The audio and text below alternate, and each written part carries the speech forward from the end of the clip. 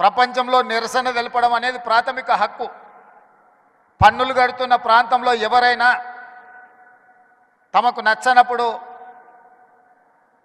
తమకు నచ్చని కార్యక్రమాలు ప్రపంచంలో జరుగుతున్నప్పుడు నిరసన తెలపడం అనేది, నిరసన తెలపడానికి అవకాశం ఇవ్వడం అనేది ప్రభుత్వాల బాధ్యత.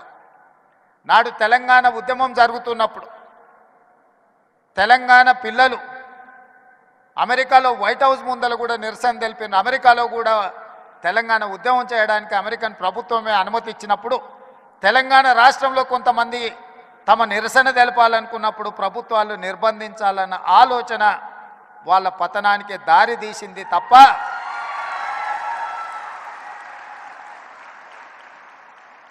నిరసన అనేది one of the format of democracy. ప్రజాస్వామ్యంలో అది కూడా ఒక పద్ధతి.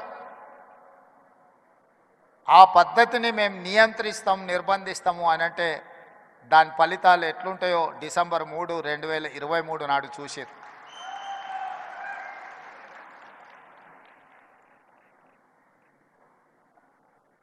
వెంకయ్య నాయుడు గారు రాష్ట్రపతి అవుతారని, అవ్వాలని మేమందరం ఆకాంక్షించిన పార్టీలు వేరైనా కూడా మన తెలుగువాడు ఢిల్లీలో మనకు ఒక గుర్తింపు, గౌరవాన్ని తెచ్చినవాడు. జైపాల్ రెడ్డి గారు, వెంకయ్య నాయుడు గారు జంట కౌలు లాంటోళ్ళు.